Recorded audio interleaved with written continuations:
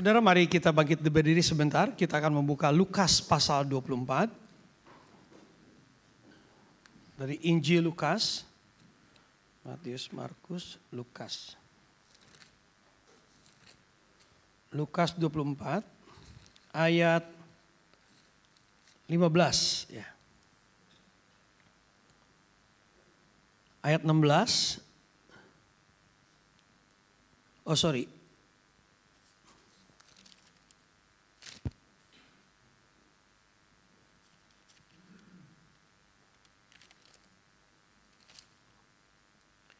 Iya. Ya betul, ayat 13 ya. Kita mulai baca dari ayat 13. Lukas 24 ayat 13 sampai dengan ayat 16. Kalau sudah mendapatkan kita baca bersama-sama. 1, 2, dan 3. Pada hari itu juga ada 2 orang dari murid-murid Yesus pergi yang terletak kira-kira 7 mil jauhnya dari Yerusalem. Dan mereka bercakap-cakap tentang segala sesuatu yang telah terjadi. Ketika mereka sedang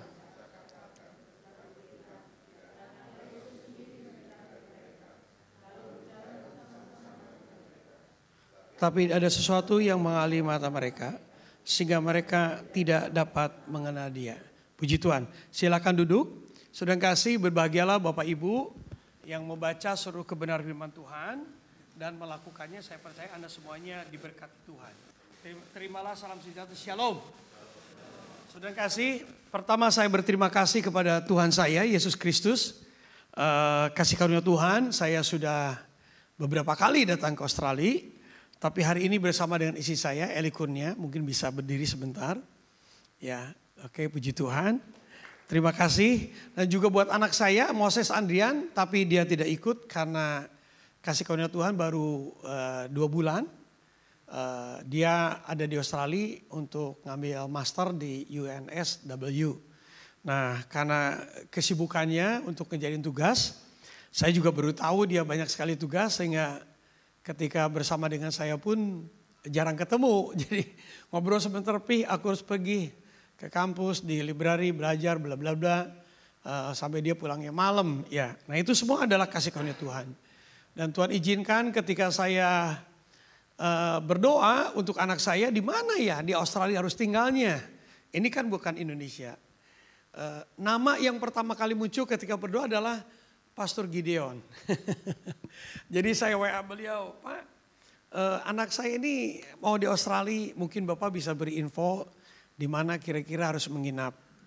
Nah, akhirnya diberitahu oleh beliau di tempatnya Ibu Ian. Ya, akhirnya saya kontak Ibu Ian. Kemudian singkat cerita, karena anak saya tuh belum ada kejelasan visa studentnya. Jadi waktu ditanya kapan nih mau datang, aduh saya agak susah menjawab. Nah, singkat cerita Ibu Ian katakan, maaf karena ada teman yang lain, mungkin anakmu nggak bisa di tempat aku. Ya sudahlah. Nah, tidak lama kemudian anak saya keluar visanya, hari ditentukan, kemudian beli tiket. Nah, di tengah jalan itu, aduh gimana? Saya ingat lagi satu teman namanya Pak Amin Li di Jakarta. Beliau sudah jadi PR di sini karena anak-anaknya sudah jadi citizen. Saya telepon lagi Pak Amin. Lalu Pak Amin ngomong begini, oh jangan khawatir, tenang. Saya punya saudara, namanya Ibu Ian. Ibu Ian? No comment, saya diam saja. Nanti saya salah lagi ngomong. Sudahlah kehendak Tuhan yang jadi. Gak lama kemudian Ibu Ian tuh WA saya. Pak Tony kenal sama Pak Amin? Kenal Bu. Ya sudah, Bapak boleh anak Bapak masuk. Wes luar biasa. Rupanya Pak Amin sama Ibu Ian itu besanan saudara.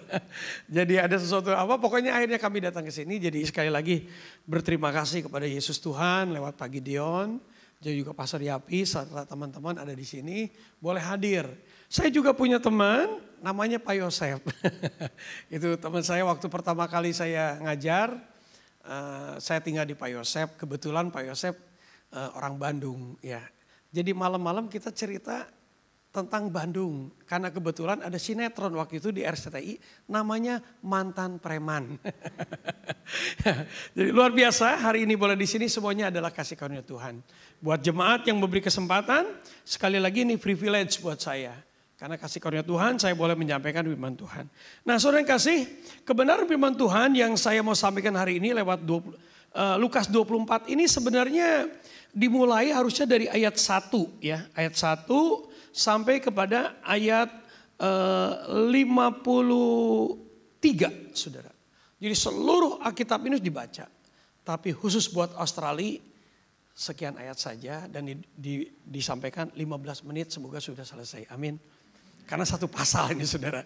Oke, nah temanya adalah follow the way of Christ saudara. Ya. Jadi temanya adalah bagaimana Anda dan saya mengikuti jalan Kristus saudara. Nah ini penting sekali di masa sekarang supaya teman-teman memahami bagaimana mengikuti jalan Tuhan saudara. Karena kalau kita tidak tahu tentang jalan Tuhan maka ya kita tahu bukan hanya di Indonesia tapi terlebih juga di Australia saudara ya. Ini ada begitu banyak sekali tantangan demi tantangan. Nah Bapak Ibu dikasih Kristus Tuhan memang Alkitab mencatat ada 2 orang murid yang pergi ke Emmaus saudara. Tetapi pertanyaannya, apakah Emmaus itu direncanakan oleh Tuhan supaya para murid ke sana? Apakah ayat yang menjelaskan bahwa para murid itu pergi ke Emmaus semuanya dari Tuhan, saudara? Kalau kita melihat kebenaran firman Tuhan, maka saya berani pastikan Emmaus itu bukan jalannya Tuhan. Ya, kenapa demikian? Karena Tuhan itu sampai menghampiri 2 murid yang ada di Emmaus. Dan lebih daripada itu ada satu ayat 16 mengatakan demikian. Tetapi ada sesuatu yang menghalangi mata mereka sehingga mereka tidak dapat mengenal Tuhan. Jadi murid di Emmaus itu betul-betul tidak mengenal. Ya, tidak ada lagi knowing and experiencing God. Padahal teman-teman tahu semua bahwa Yesus Kristus selama 3,5 tahun berbicara dengan para murid saudara. Ya, 3,5 tahun. Itu waktu yang sangat cukup untuk bisa mengenal siapa Yesus dan siapa muridnya saudara. Nah pendidikan Kristus itu 3,5 tahun itu luar biasa saudara. Karena itu every day, every single minute saudara. Setiap menit saja mereka bertemu dengan Yesus. Bagaimana Yesus berbicara, bagaimana Yesus melakukan mujizat. Dan bagaimana Yesus menjelaskan tentang bagaimana dia harus menyelamatkan orang-orang Israel dan juga bagaimana Yesus harus mengalami kematian saudara. Jadi betul-betul mereka tahu. Bahkan sebenarnya tujuan Yesus juga seperti apa semuanya tahu saudara. Tapi mereka tidak mengenal.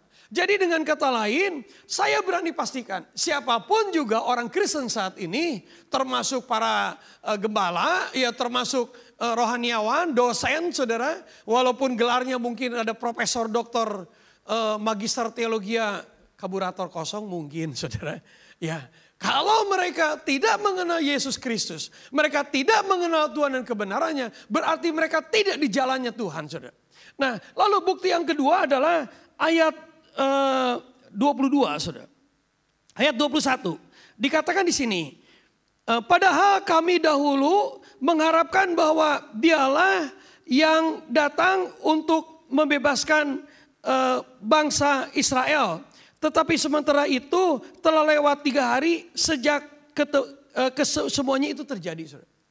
How come? Bagaimana mungkin saudara? Mereka tidak tahu siapa Yesus. Saudara kekasih, seandainya saya jadi orang Israel tidak salah mengharapkan kemerdekaan saudara. Tetapi ini murid Yesus. Mereka dididik oleh adat istiadat Yahudi. Mereka tahu persis tentang kebenaran perjanjian lama. Mereka tahu bahwasanya Israel itu akan dikuasai oleh 4 negara.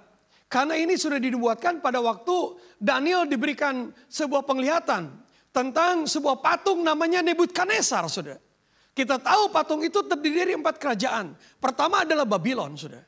Dan kita tahu bahwa orang Israel itu sampai dijajah oleh Babylon itu karena mereka melanggar Tuhan. Ya, Mereka melanggar kepada Tuhan sehingga Tuhan murka dan membuat mereka harus mengalami sebuah penderitaan. Mereka dibuang ke negara lain, saudara. Dan itu sudah dinubuatkan oleh para nabi termasuk Yeremia, Yesaya, saudara. Dan terakhir Nabi Daniel mempunyai sebuah penglihatan jelas bahwa seluruh dunia karena Israel, sekali lagi saudara, akan dikuasai oleh 4 negara. Pertama Babylon, Nebukadnezar. Dan sejarah membuktikan bahwa seluruh dunia dikuasai oleh Babylon.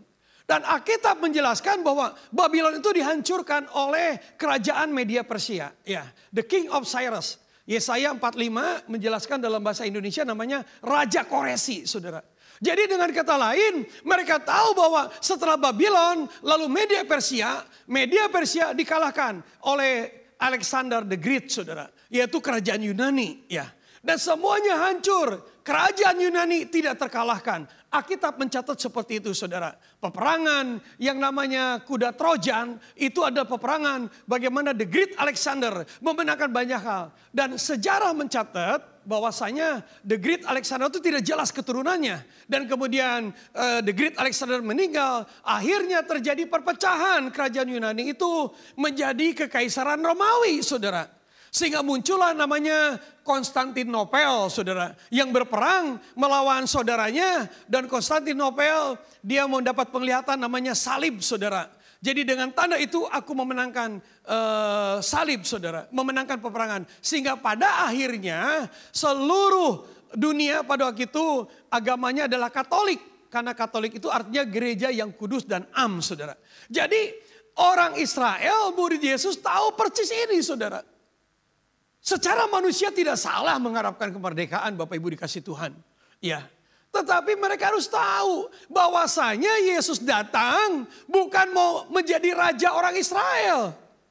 Nubuatan Yeremia sangat jelas. Yeremia 29 ayat 11 mengatakan, rancanganku adalah rancangan damai sejahtera. Ya, bukan memberikan kecelakaan, saudara. Itu sangat jelas sekali. Alkitab mengatakan. Dan ketika Yeremia menyampaikan firman Tuhan itu kurang lebih sekitar 700 tahun sebelum kedatangan Kristus, saudara.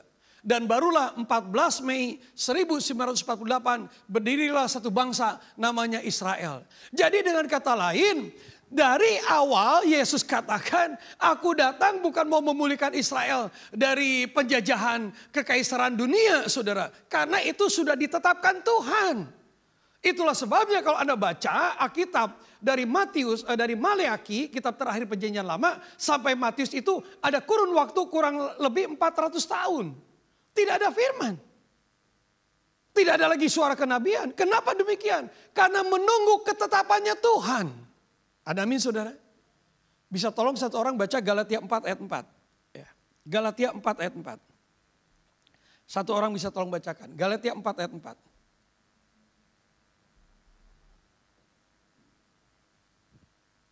Silakan. Tetapi setelah genap waktunya, Ya.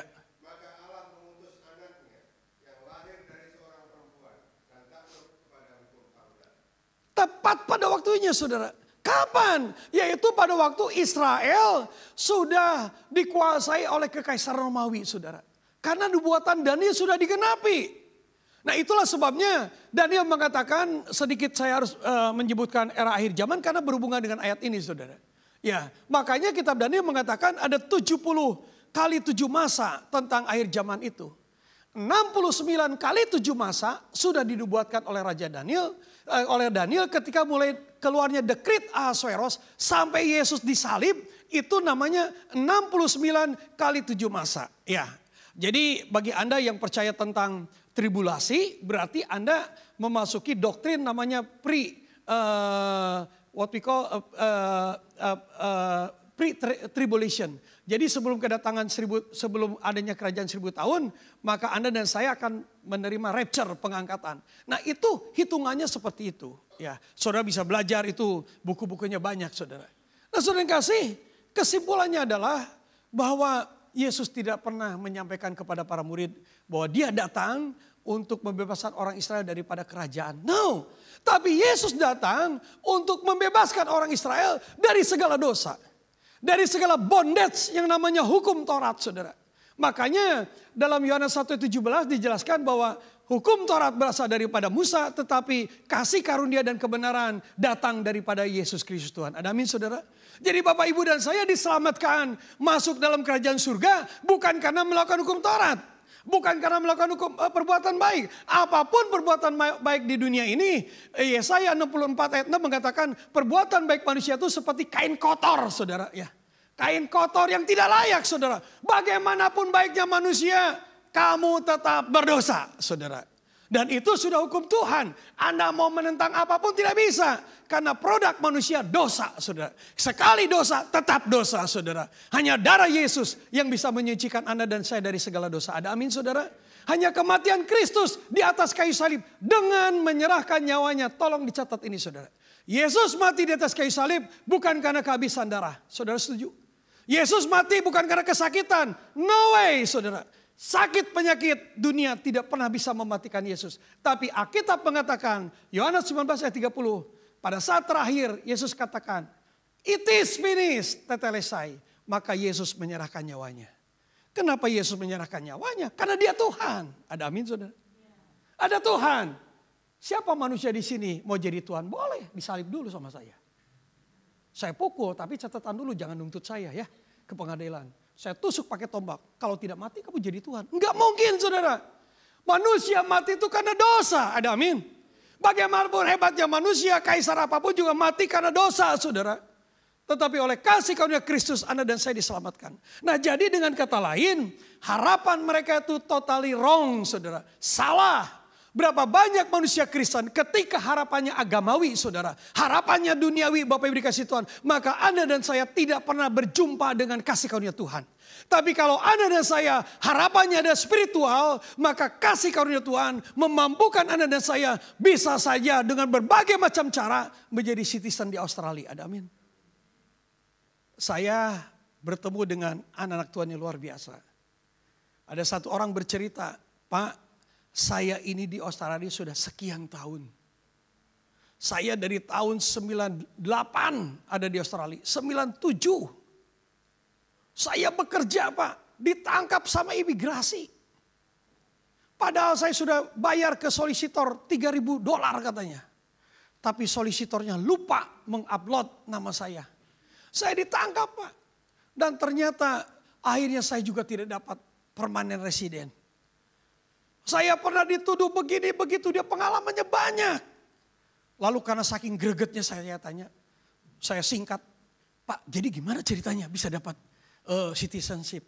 Saya coba bertanya, siapa tahu ada kesempatan, begitu kira-kira. Lalu dia cerita, ternyata saya ditolong oleh anak saya. Anak saya lahir di sini.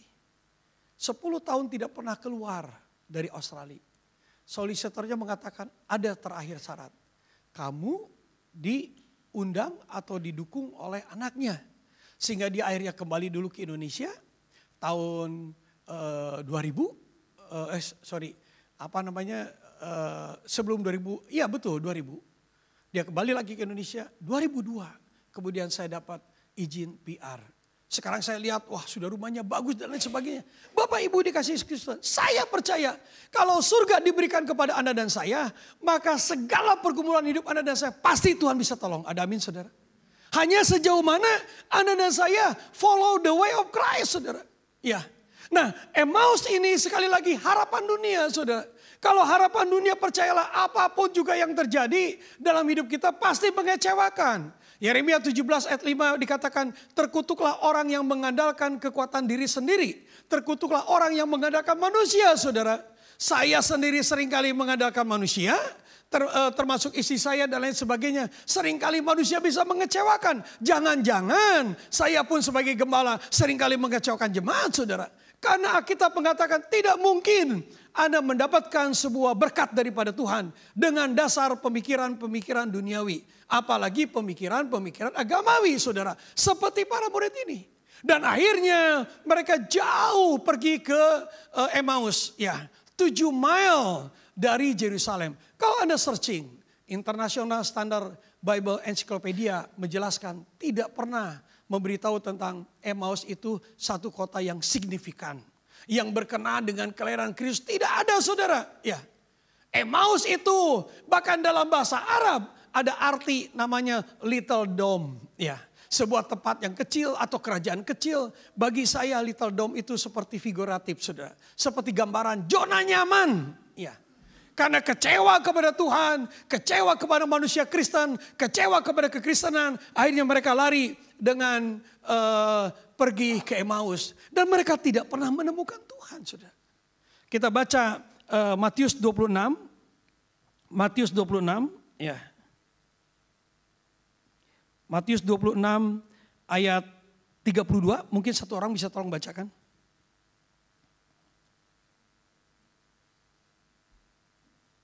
Silakan. Matius 26 ayat 32. Akan tetapi sesudah aku bangkit, aku akan mendahului kamu ke Galilea. Amin, saudara. Yesus sudah clear memberikan tahu tujuannya. Kamu akan pergi ke Galilea, saudara. Yesus tidak pernah menceritakan tentang Emmaus. Jadi sekali lagi saudara, Emmaus adalah gambaran orang Kristen masa kini yang hidupnya tidak follow the way of Christ, saudara. Hidupnya tidak mengikuti jalan Kristus, tetapi jalan pikirnya sendiri. Hidupnya berdasarkan visinya sendiri. Maunya aku, bukan tujuannya Tuhan, saudara. Dan ini sangat penting di di zaman era postmodern ini, saudara, supaya kita, Anda dan saya tetap berjalan di atas jalannya Kristus. Dan jalannya Kristus tidak ada lain, saudara, Alkitab. Ada amin, saudara? No way, saudara. Bible. Nah, saudara, bagaimana mereka dipulihkan? Kita lihat kembali Alkitab ini, saudara. Ya. Kemudian dikatakan demikian, saya karena ini Alkitabnya saya buat dalam bentuk eksposisi, tetapi satu topik gitu ya. Kita lihat di sini. Ayat 29 ya. Ayat 28. Mereka mendekati kampung yang mereka tuju, lalu ia berbuat seolah-olah hendak meneruskan perjalanannya. Saudara, ini Yesus ya. Lalu kemudian ayat 29. Tetapi mereka sangat mendesaknya, katanya, tinggallah bersama-sama dengan kami, sebab hari telah menjelang malam dan matahari hampir terbenam. Lalu masuklah ia untuk tinggal bersama-sama dengan mereka. Waktu ia duduk makan dengan mereka, ia mengambil roti, mengucap berkat, lalu memecah-mecahkannya dan memberikannya kepada mereka. Ketika itu terbukalah mata mereka dan mereka pun mengenal dia, tetapi ia lenyap di tengah-tengah mereka. Saudara yang kasih, bagaimana hidup manusia dipulihkan mengikuti jalan Kristus, khususnya bagi anak-anak yang sudah sering ke gereja, ketika mereka mengadakan persekutuan dengan Tuhan. Bagaimana Anda bisa bayangkan Yesus dengan sabar, ya, dalam perjalanan ke Emmaus 7 mile itu, saudara, bercerita tentang siapa aku.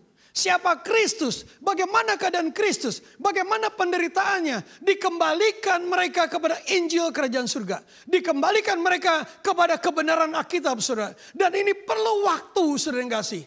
Dan ketika mereka bersekutu dengan Yesus Kristus, maka pada saat itu Alkitab mengatakan terbukalah mata mereka. Mereka mengenal siapa Yesus, mereka tahu siapa Yesus, dan mereka mengerti akan kitab suci. Ketika anak Tuhan bersekutu, saudara. Saya tahu time is money. Waktu adalah uang, saudara. Saya tahu kesibukan Anda semua. Di mana saja Anda berada. Bukan saja sekarang di luar negeri. Termasuk di Indonesia. Ya, di Indonesia juga terjadi inflasi. Harga tanah juga mahal. Walaupun tidak sebanding dengan Australia. Tetapi kalau Anda dan saya bandingkan dengan income, impossible. Orang yang bekerja di Indonesia bisa mendapatkan rumah. Gaji UMR adalah 4-5 juta per bulan. Sarjana mungkin kurang lebih 7-8 juta. Itu pun bergantung perusahaannya. Sedangkan harga rumah sudah 2 miliar. Ukuran 120 meter atau 150 meter persegi. Ya. 2 miliar itu uang DP-nya adalah 20% kali 2 miliar 400 juta. Dengan bunga bank 8-10%. Kapan mereka harus bayar cicilan, saudara? Sangat tidak mungkin Bapak dikasih Tuhan. Tapi yang paling penting dari sini adalah carilah dulu kerajaan Allah dan kebenarannya semua ditambahkan kepada kita semuanya. Sejauh mana Anda dan saya percaya Yesus sebagai Tuhan dan Selamat yang sudah menyelamatkan Anda dan saya dari segala dosa, saudara. Tidak ada lagi kekuatan Kristen adalah ketika Anda dan saya yakin bahwa hidupmu sudah ditebus oleh darah Yesus. Ada amin, saudara. Anda dan saya punya hutang nyawa kepada Tuhan. Kalau kita punya hutang nyawa kepada Tuhan dan Tuhan kita bersekutu dengan Tuhan, saya percaya dengan kuasa Tuhan yang ajaib, maka Tuhan bisa membebaskan kita dari berbagai macam kesulitan hidup, saudara. Saya secara pribadi sebagai seorang pendeta hamba Tuhan, diizinkan Tuhan karena satu hal, saya tidak kalah judi, saya tidak salah berbisnis. Tetapi Tuhan izinkan saya punya hutang $1 juta. Sebelum COVID-19. Sebelum ada krispon kedua. Dolar berubah 10.000 jadi 13.000. Pada waktu itu saya bisnis satu produk. Dan teman saya mendukung saya. Singkat cerita teman saya katakan, kamu lebih baik bisnis untuk mendukung pelayanan saya. Ya, lalu saya katakan saya tidak punya fasilitas bank. Singkat cerita teman saya memberikan dukungan fasilitas bank. Untuk import barang jumlahnya dana yang diberikan kepada saya $1 juta. Dan saya bicara kepada teman saya kira-kira bagaimana perhitungannya. Saya diberi bunga 3%. Ya, 1 tahun karena ini hanya fasilitas untuk Houston LC. Tapi nanti kalau kamu rugi ya kamu tanggung sendiri. Jangan ditanggung oleh saya. Kata teman saya demikian. Oke, deal. Nah, pada waktu itu saya memegang satu produk. Ya. Untuk sole agent di seluruh Indonesia. Nah, saudara, Tuhan izinkan teman saya karena bisnisnya sudah besar. Dia berhubungan dengan perusahaan-perusahaan pemerintah yang tidak perlu saya sebutkan namanya. Dan kemudian dia diizinkan Tuhan juga uangnya dilarikan oleh beberapa customer-customernya.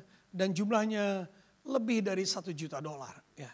Yang jelas dia ada supply ke perusahaan pemerintah melalui vendor, jumlahnya satu transaksi saja $1 juta. Dan orangnya tidak membayar, kemudian terjadilah berbagai macam persoalan. Akibatnya perusahaan teman saya harus rekonstruksi keuangan. Nah karena itu dia telepon kepada saya dan mengatakan, sorry ya, gua punya uang yang sudah lu pakai harus dikembalikan. Saya nggak bisa lama. Ya, karena sudah jatuh tempo, akhirnya dibayar. Hutang saya jatuh tempo dibayar oleh teman saya. Pada waktu itu sudah kita deal. Kurang lebih 5 tahun lah perputaran uang itu. Tapi Tuhan izinkan itu terjadi. Saya sebagai seorang pelayan Tuhan, saya tahu apapun yang terjadi itu hutang. Saya harus bayar. Ada 2 cara saya mau bayar. Saya juga punya aset di rumah, di Indonesia. Saya jual aset itu, atau saya pinjam uang ke bank. Nah, saya mengambil keputusan yang menurut saya waktu itu salah sebenarnya. Tetapi karena tuntutan itu dan saya berasumsi bahwa seorang hamba Tuhan harus bayar hutang. Saya pinjam uang ke bank asing, bukan bank negara. Bukan bank negara atau bank pemerintah Indonesia, tapi bank asing. Saya pinjam uang $1 juta. Ya kurang lebih karena US dollar jumlahnya 10 miliar waktu itu. Karena dolar masih 10.000, tidak kemudian dolar naik lagi menjadi 13.000. Nah saudara, saya bayar hutangnya sedikit demi sedikit ke teman saya lunas. Dan saya punya hutang kepada bank saudara. Dalam perjalanan itu tidak mudah. Tuhan izinkan lagi prinsipal internasional itu meminta saya menambah order lagi, saya tidak mampu. Akhirnya dia appointed another distributor, sehingga di Indonesia ada 2 distributor, saudara. Wah, saya pikir ini bisa perang nih. Kalau perang ini yang untung prinsipal. Akhirnya saya berdoa kepada Tuhan, saya merendahkan hati, merendahkan diri. Saya datang kepada satu distributor lain dan mengatakan, Pak lebih baik tolong ambil produk saya jadi subdistributor saja. Anda tidak perlu bayar untung ke saya, Anda tidak perlu bayar custom clearance, Anda ambil saja barang sedikit demi sedikit, saya kasih hutang 3 bulan, ya. Ini harga invoice-nya, saya beli berapa, ini harganya, Anda bayar ini saja. Tapi orang itu entah kenapa dia ngotot dan ingin impor sendiri, sehingga saya barang itu stuck. Dan saya mulai tergulung dengan uang, saudara. Keuangan demi keuangan, 150 juta. Pada saat yang sama, gereja saya yang dirintis oleh saya kurang lebih 150 orang pada waktu itu. Kemudian karena ada keributan di daerah kami, di daerah kecamatan itu. Keributan antara gereja tertentu dengan pihak RT RW dan kemudian akhirnya mereka kemudian berdemo. Saya kena imbas saudara. Nah Bapak Ibu dikasih Tuhan, bagaimana ketika kondisi itu terjadi saudara? Bagaimana saya bisa mengalami pemulihan, saudara? Ketika saya kembali bersekutu dengan Tuhan, saudara. Ketika pemulihan itu saya tidak berusaha untuk coba pinjam uang ke sana kemari. Saya tinggalkan pekerjaan saya jadi seorang gembala sidang, saudara. Itu adalah panggilan daripada Tuhan. Saya dipekerjakan dalam kerajaan surga. Saya tidak berhenti menjadi seorang dosen, saudara. Apapun yang terjadi saya selalu mengajar. Saya diminta mengajar biblical economy. Saya tetap mengajar walaupun saya punya hutang. Selesai mengajar saya pulang saya menangis. Saya bicara soal ekonomi Alkitabiah. Bagaimana orang Kristen bisa dilepaskan daripada hutang. Dan lain sebagainya berdasarkan seluruh kebenaran Alkitab. Tetapi saya pribadi punya hutang. Tapi Alkitab tidak pernah salah. Our God is the living God. Tuhan kita adalah Tuhan yang hidup. Ada amin, saudara? Jehovah Jireh, Tuhan yang menyediakan segala sesuatu. Dari dulu sampai selama-lamanya Alkitab itu tidak pernah bohong, saudara. Dengan kuasa Tuhan yang ajaib. 2019 ada COVID. 2020 ada mujizat Tuhan terjadi. Saya bisa bebas daripada hutang. Bisa beri kemuliaan buat Tuhan. Jadi kalau saya melihat $1 juta, saya senyum. Tuhan Yesus terima kasih. Saya sudah punya rumah di Australia. Dalam mimpi saya. Karena saya sudah berhasil membayar hutang $1 juta. Hari ini saya tetap eksis dalam kebenaran firman Tuhan, saudara. Sejauh mana Anda knowing and experiencing God, saudara. That is your faith, saudara. Saya tahu Anda orang pintar, makanya Anda bisa di Australia. Saya tahu pikiranmu lebih besar, lebih banyak pikiran dibandingkan orang lain. Karena Anda tinggal di negara orang lain.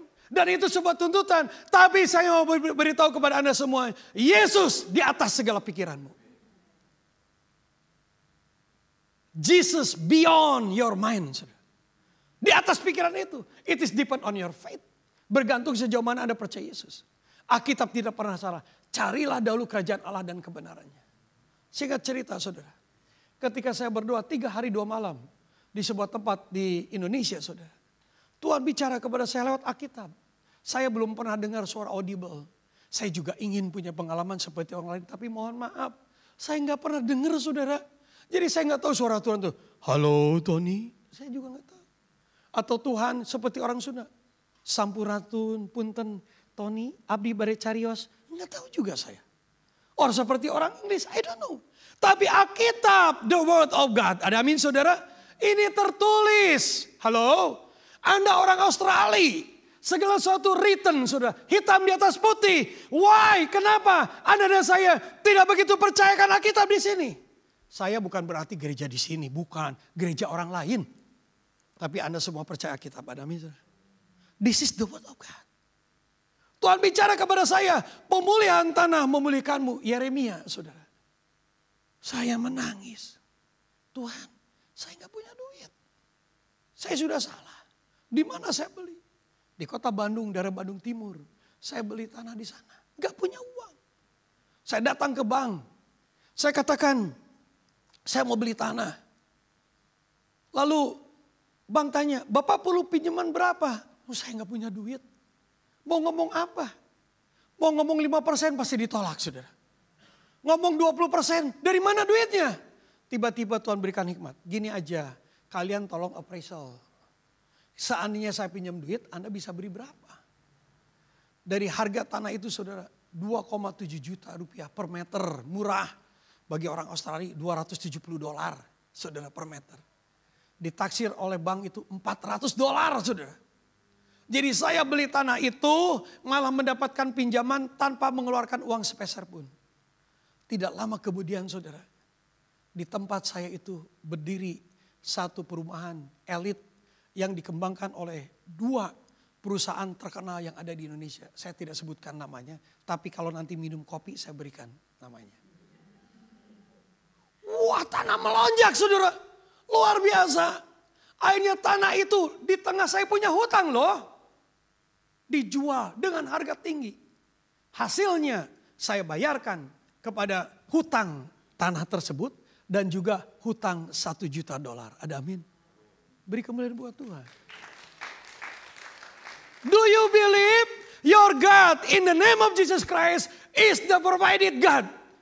Tuhan yang menyediakan segala sesuatu. Kalau surga diberikan kepada engkau, kalau keselamatan diberikan kepada engkau, dalam nama Yesus kalian dan saya adalah umat Tuhan pasti dipelihara oleh Tuhan. Tapi pikiran kita, ya Tuhan piye ya? Bagaimana Tuhan? Hari Minggu 1 jam $100 Tuhan. Nanti dengar khotbah lewat YouTube saja. Kan sama Tuhan. Sejauh mana ada intimasi with Tuhan. Knowing our God dalam bahasa Ibrani adalah Da'at Elohim saudara. Artinya apa saudara? Bukan knowing dipelajari, bukan. Bersekutu. Anda tahu persis Tuhan. Tuhan bicara secara pribadi kepada saya seperti begini. Kepada Pak Gideon seperti begitu. Kepada Pak Suryopi seperti begitu. Kepada teman-teman yang lain. Berbeda cara Tuhan bicara. Ada amin saudara? Karena Anda adalah anak Tuhan. Tidak mungkin pengalaman saya sama dengan Anda. Tetapi intinya Anda tahu persis ketika Tuhan bicara dan Anda follow the way of Christ. Ada amin saudara? Anda tahu persis. Jadi saudara kuncinya Anda follow the way of Christ adalah sejauh mana Anda knowing and experiencing God. Saudara, kalau Anda sudah benar-benar mengenal Yesus, mengalami kasih karunia Tuhan, percayalah Anda tidak pernah ragu saudara kepada Tuhan. Hidup Anda dalam kekudusan, ada amin saudara. Anda tidak pernah mengikuti jalan duniawi dan tidak mungkin orang yang sudah mengenal Yesus sebagai Tuhan dan Selamat murtad. Impossible. Kalau ada orang murtad memang pada dasarnya sudah murtad. Kedoknya sudah kedok malaikat tapi dirinya sudah jahat sudah. Mana tahu hati manusia. Dalamnya laut dapat diukur, tapi hati manusia itu sebesar hati ayam mungkin lebih sedikit sebesar begini saudara. Tapi mana yang tahu? Suami istri aja sering kali tidak tahu. Gara-gara pencet odol aja ribut saudara. Ya, saya sudah kawin sekian lama baru tahu isi saya. Oh senangnya ini ya, senangnya itu ya. Oh ini ya. Apalagi hati manusia saudara. Tapi kalau Anda dan saya mengenal Yesus sebagai Tuhan Selamat, maka segala sesuatunya percayalah. Tuhan akan mengarahkan Anda kepada jalannya Tuhan. Ada amin saudara? Anda rindu mengikuti jalannya Tuhan? Anda rindu? Oke saudara. Yang pertama. Dikatakan di sini. Ayat 32. Kata mereka seorang kepada yang lain. Bukankah hati kita berkobar-kobar ketika ia berbicara dengan kita di tengah jalan. Dan ketika ia menerangkan kitab suci kepada kita. Lalu bangunlah mereka dan terus kembali ke Yerusalem. Berkobar-kobar saudara. Ciri orang yang mengenal Tuhan berkobar-kobar saudara. Api Roh Kudus itu berkobar-kobar. Ada amin saudara. Apapun tantangannya Yesus adalah Tuhan. Ada amin saudara. Anda tidak peduli dengan apapun juga. Anda betul-betul seperti manusia yang punya kacamata kuda saudara. Anda hanya percaya Yesus ada kobaran api roh saudara. Puji Tuhan. Kalau dapat berkat bisa beli rumah $2 juta. Anda dan lain sebagainya kobar-kobar. Tapi saya mau beritahu saudara. Seandainya saya berkhotbah dengan upah 2M. Artinya 2M itu makasih mas. Amin. Saya tetap berkobar-kobar. Ada amin saudara. Berkobar-kobar buat Tuhan saudara. Mohon maaf jadi dosen jangan harap punya income yang besar saudara. Saya doktor teologi ya. Saya kuliah bukan di kuliah STT yang biasa. Sekolah Tinggi Alkitab Tiranus, Profesor Dr. Stanley Heath. Orang Amerika terkenal dengan apologetika dan konseling. S2 saya seminari baptis standar dunia saudara pengajarannya. S3 saya STI Yogyakarta, Dr. Kris Marantika, 111. Satu mahasiswa, satu desa, satu gereja baru boleh lulus saudara. Saya waktu lulus S1 mengapakan 120 ayat luar dan dalam kepala. Karena seringkali kalau luar kepala, Pak namanya juga luar kepala. Karena persoalan lupa teh. No. Saudara, Dr. Heath dan istrinya Ibu Adele Heath betul-betul menyuruh saya menginjili saudara. Menginjili anak kecil harus direkam, ditulis. Saya tanya Ibu Heath, kenapa direkam? Nanti kalau kamu tulis kamu bohong sama saya. Karena pengen lulus. Tapi kalau direkam saya tahu kamu bohong apa tidak. Atau kamu coba-coba ke anak kecil itu kasih permen. Udahlah kamu percaya Yesus, udah kamu percaya Yesus. Wow. Saudara yang kasih, tapi dengar baik-baik saudara. Saya tetap berkobar-kobar, ada amin. Apapun juga ketika saya sedang dalam keadaan apapun. Karena waktu saya tidak kirimkan videonya saudara. Ketika saya punya hutang, saya pergi pelayanan ke Pulau Sumba. Ketika saya punya hutang, saya dengan istri saya pergi ke Kalimantan, Sangau Kulor. Singkawang pergi lagi Sangau Kulor. Datang ke sana, Pak Pendeta juga tidak siap menerima saya. Tidurnya saudara luar biasa. Beralaskan papan. Saya, istri saya, keponakan saya. Lalu saya ngomong kepada istri saya, kamu tidur. Kalau tidur matanya merem. Karena saya sudah tahu ada kecoa. Tapi istri saya rupanya matanya mata penjaga. Lihat lagi, lihat lagi. Akhirnya dia lihat kecoa. Bukan satu, kecil-kecil banyak. Gimana ini? Gue juga gak tahu, berdoa saja dalam nama Yesus. Tapi kalau masuk ke mulut gimana? Makan protein. Di tengah segala hutang saudara. Saya pergi ke desa Mantengah. Anda cari di peta Indonesia belum tentu ada. Kira-kira 4 jam setengah dari dari Tanjung Pinang. Batam, naik jalan darat ke Tanjung Uban, Tanjung Pinang. Naik kapal kecil namanya Pongpong saudara. Namanya juga Pongpong, memang kecil. Kenapa disebut Pongpong? Karena mesinnya mesin tempel. Bunyinya pong pong pong pong pong. Nah, anak saya masih kelas 3 SD, Yudea, kelas 2 SD, saya pangku. Moses yang sekarang kuliah, masih SMA. Kamu ikut sama papi. Kemana pi? Kita jalan-jalan ke Pulau Batam. Oh haleluya. Nggak taunya jalan sana saudara. Masuk desa Petengah, desa Mentengah 70 keluarga. Orang-orang lokal, orang kita, di mana pemimpinnya dari mana tuh? Dari Tionghoa, dari mainland of China, hampir jadi Islam. Tetapi dengan satu syarat, kepala RW, kepala suku mengatakan kepada orang Islam, saya diizinkan harus makan babi. Orang Islam katakan, nggak bisa kalau jadi Islam, kamu tidak boleh makan babi. Boleh kalau begitu, kamu pergi keluar atau aku sembur pakai minyak babi. Akhirnya orang Islamnya kabur saudara. Kabur dan kosong. Saya punya murid mahasiswa. Saya suruh pergi pelayanan di daerah Pulau Batam. Cerita kepada saya dan akhirnya kami pergi ke sana. Saya tidur di tanah beralaskan plastik saudara. Ada binatang seperti kalau bahasa Sundanya disebutnya gaang saudara. Bahasa Inggrisnya, bahasa Indonesia apa? Tolong Anda terjemahkan sendiri saja. Ya. Tapi binatang itu kecil saudara, suka diberi makan burung kalau di Indonesia. Supaya burungnya berkicau. Jadi mungkin kalau orang diam saja tidak mau bersaksi, kasih gaang saudara. Supaya bersaksi begitu kira-kira. Dan tiap malam itu datang. Istri saya tidur, anak saya apalagi udah kakinya ke muka saya karena berempet saudara. Ya, saya cuma diam saja. Saya tidak takut setan saudara. Orang yang dipenuhi Yesus pasti setan lari. Ada amin saudara? Ada amin saudara? Dan gaang itu datang, saya cuma diam ya. Kresek, ini gaang. Plek, mati. Plek, sampai subuh. Karena saya mencegah anak saya tidak digigit oleh binatang tomcat itu saudara. Puji Tuhan. 70 orang itu percaya Yesus sebagai Tuhan Yesus selamat. Saya serahkan kepada gereja pemberita Injil saudara. Di Pulau Sumba juga sama. Kenapa bisa demikian? Kenapa kobar itu terjadi? Karena ini saudara. Ayat 47. Ya, ulangan Lukas 24 ayat 47. Dan lagi dalam namanya berita tentang pertobatan dan pengampunan dosa harus disampaikan kepada segala bangsa mulai dari Yerusalem. Ada amin saudara? Berita pertobatan saudara yang kasih. Anda boleh cerita Yesus memberkati Anda dengan rumah $1 juta. Tapi mohon maaf saudara yang kasih. Surga bersuka cita karena 1 jiwa bertobat. Ada amin saudara? Beri kemuliaan buat Tuhan saudara.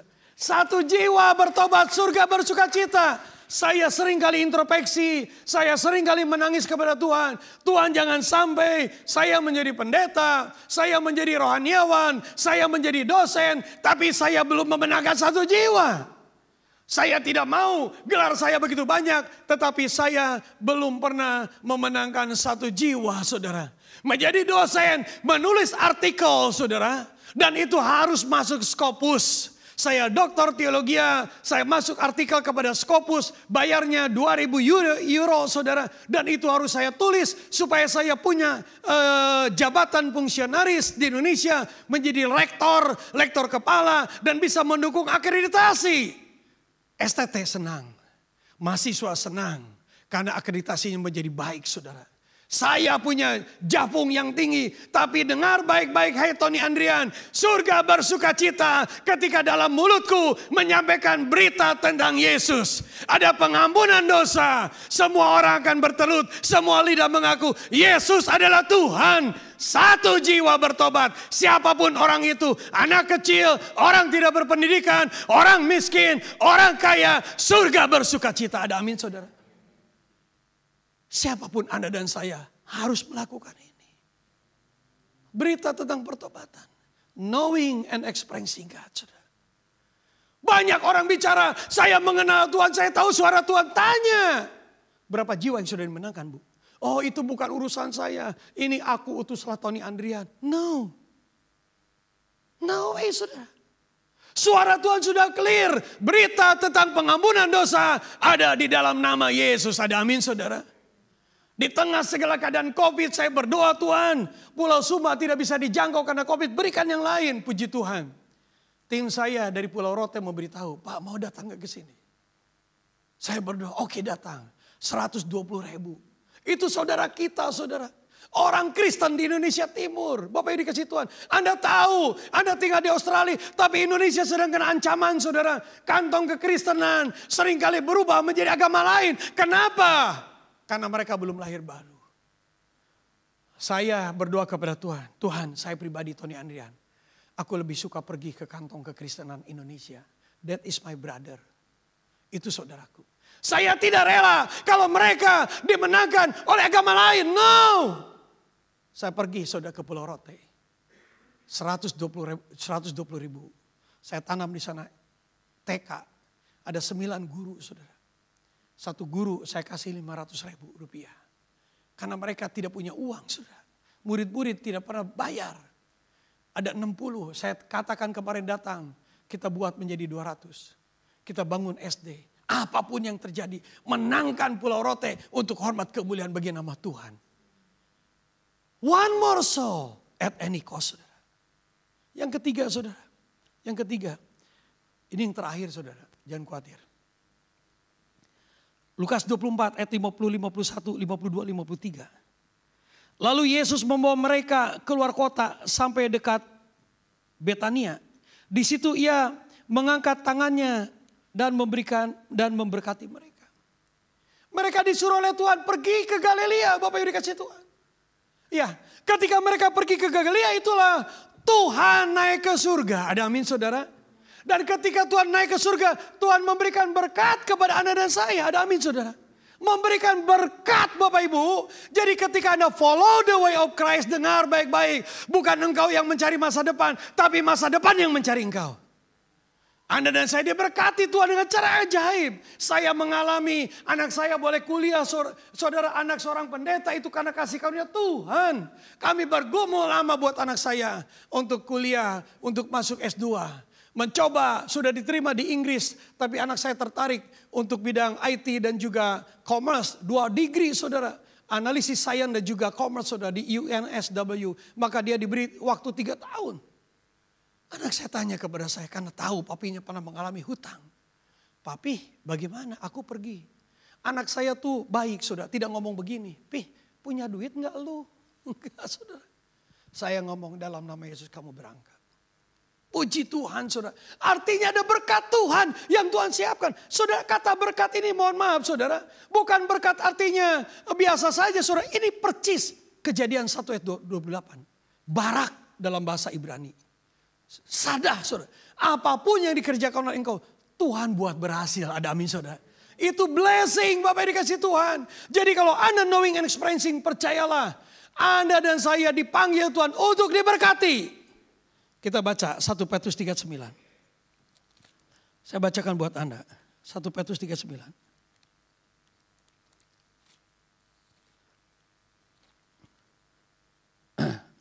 Atau bisa tolong bantu 1 Petrus 3:9.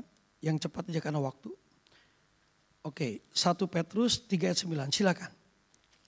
Dan janganlah membalas kejahatan dengan kejahatan atau caci maki dengan caci maki, tetapi sebaliknya, hendaklah kamu memberkati, karena untuk itulah kamu dipanggil, yaitu untuk memperoleh berkat. Amin, saudara.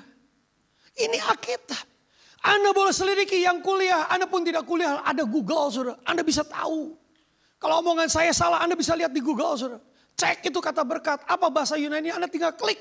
Keluar, saudara. Anda nggak mengerti tentang berkat, Anda klik Google komentari Alkitab, Anda akan keluar banyak komentari. Anda klik 1 Petrus 3:9, banyak komentarnya, saudara. Tidak bisa dibohongi. Dan bicara berkat adalah kuasa Tuhan terjadi dalam diri Anda dan saya. Ada amin, saudara. Ada power dalam hidupmu, saudara. Anda harus percaya itu. Kalau kau percaya Yesus di atas segala-galanya, maka dengan cara Tuhan, segala sesuatunya Tuhan siapkan dengan catatan. Ayo anakku, beritakan Injil kerajaan surga. Anda dan saya tidak perlu pergi ke Papua kalau tidak disuruh. Anda dan saya tidak perlu pergi ke Afrika. Tapi apapun yang sedang Anda kerjakan, ingat, saudara. Ada orang yang belum menerima Yesus sebagai Tuhan dan Selamat. Anda dukung gereja di mana berada di tempat ini, saudara. Supaya sungguh kemuliaan Tuhan dinyatakan. Ada amin, saudara.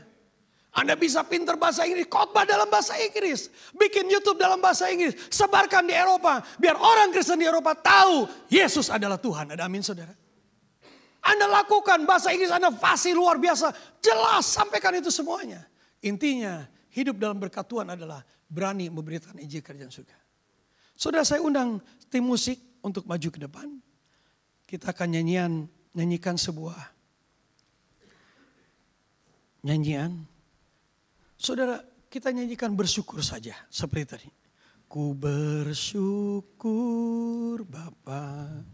Saudara, kita bersyukur Yesus Tuhan sudah bangkit. Kita bersyukur kasih karunia-Nya menjadikan Anda dan saya percaya Yesus. Dan saya bersyukur Anda sudah mengerti tentang the way of Christ. Jalan Kristus. Ayo saudara kasih, ikuti jalan Tuhan. Silakan mungkin worship leader pimpin boleh. Ku bersyukur Bapa. Amin Tuhan. Ku bersyukur Tuhan. Thank you Lord Jesus. Buat kasih setiamu di dalam hidup. Makasih Tuhan. Ku bersyukur. Yes Lord. Haleluya.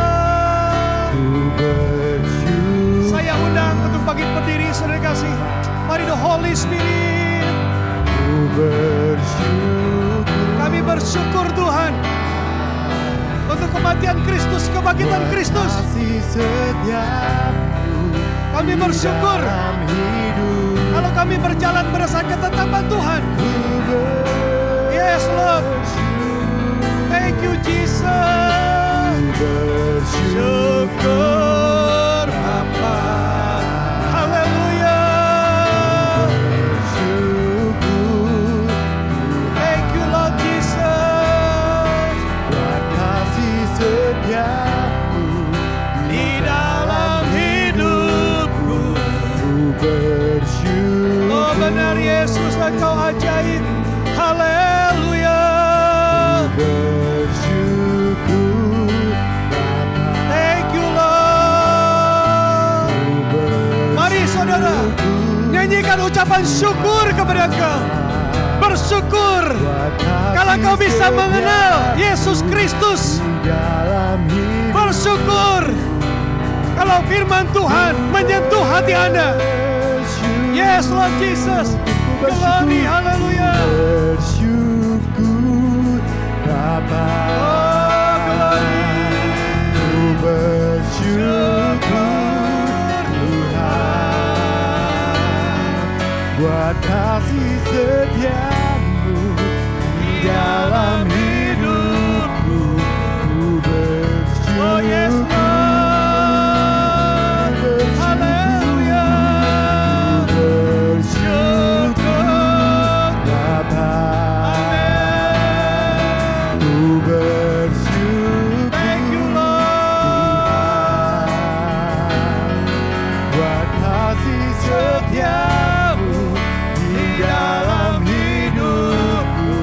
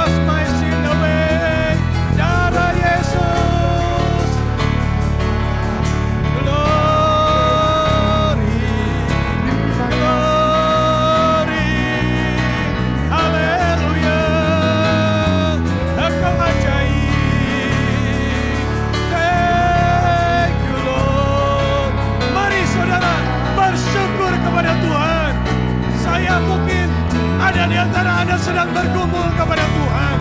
Ada pergumulan yang saya tidak tahu, tapi satu hal yang saya tahu, Yesus mengasihi engkau. Yesus mengasihi engkau. Engkau dijadikan anak-anak Tuhan. Bersyukur kepada Tuhan. Bersyukur kepada Tuhan. Oh, mari the Holy Spirit keluar dari hatimu yang dalam. Give thanks to the Lord. Jesus menyucikan Anda dan saya dari segala dosa. Engkau dijadikan anak-anak Tuhan. Engkau dipanggil untuk memperoleh berkat. Thank you Lord Jesus. Glory, glory. Engkau Tuhan yang ajaib. Mari the Holy Spirit. Mari the Holy Spirit. Mari the Holy Spirit. Mari Roh Kudus. Buka hati mereka Tuhan. Betapa hebat pengorbanan Engkau buat mereka. Mari Yesus, Engkau yang ajaib. Thank you. Jangan terburu-buru berhenti memuji menyembah Tuhan. Berikan waktumu knowing and experiencing God. Intimacy with God. Relationship with God. Bangun kembali mesbah itu. Bersekutu dengan Tuhan. Berikan the quality time. Waktu yang betul-betul berkualitas bersama dengan Tuhan. Bukan di tengah segala kecapean engkau. Bukan di tengah sisa waktu itu. Tapi berikan yang terbaik buat Tuhan. Alone with God. 1 hour with God. 1 jam buat Tuhan. Oh, mari the Holy Spirit. Mari the Holy Spirit. Mari the Holy Spirit. Thank you Lord. Engkau yang ajaib. Aku bersyukur. Mari the Holy Spirit. Dalam nama Yesus. Jangan pernah engkau dan saya berbicara, Tuhan, seandainya kau buat ini, maka aku akan melayani engkau. No. Bukan seperti itu. Jangan hitung-hitungan dengan Tuhan. Bukan engkau yang mencari persekutuan dengan Tuhan. Tapi Tuhan yang mengejar engkau. Tuhan yang mengejar engkau. Mari the Holy Spirit. Mari the Holy Spirit. Yes Lord Jesus. Hallelujah. Thank you Lord Jesus. Seberapa banyak di antara saudara yang hari ini dijamah oleh kasih karunia Tuhan. Dan Anda ingin meningkatkan kualitas persekutuan dengan Tuhan. Anda ingin meningkatkan iman kepada Yesus Kristus Tuhan. Anda boleh angkat tangan di hadapan Tuhan. Mari the Holy Spirit. Mari the Holy Spirit. Yes Lord Jesus. Thank you Lord Jesus. Mari the Holy Spirit. Mari the Holy Spirit. Mari the Holy Spirit. Mari the Holy Spirit. Touch everybody. Jamah semua orang Tuhan. Untuk memberikan waktu seluruh hidupnya, pikirannya, bersekutu dengan Tuhan. Sehingga mereka follow the way of Christ. Mengikuti jalan Tuhan. Bukan mengikuti jalan pikiran manusia. Mengikuti jalan pikiran diri sendiri. Mengikuti pikiran duniawi. Dalam nama Yesus Tuhan. Segala bentuk pikiran duniawi yang tidak memuliakan Tuhan. Pikiran mammon Tuhan. Kami mau hancurkan dalam nama Yesus. Kami mau cabut sampai ke akar-akarnya. Mereka menyembah Engkau Tuhan. Mereka memuliakan Tuhan.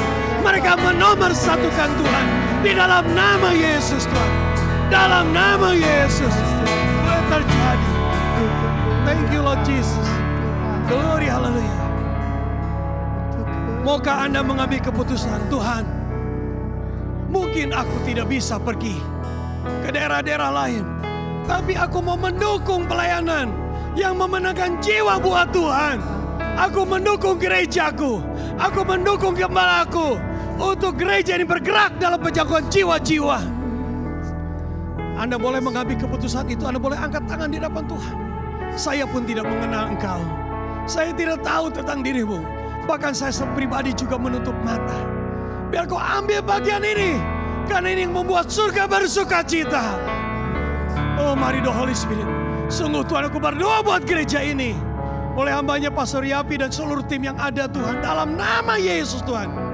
Biarlah sungguh berita tentang pengampunan dosa. Di dalam Yesus Kristus. Berita Yesus adalah Tuhan. The real God. Boleh nyata di gereja ini Tuhan. Sehingga nama kau dipermuliakan, diagungkan. Surga bersuka cita. Di dalam nama Yesus Kristus Tuhan. semua yang mengambil keputusan, aku akan mengikuti jalan Kristus. Mari katakan bersama-sama, amin. Silakan duduk.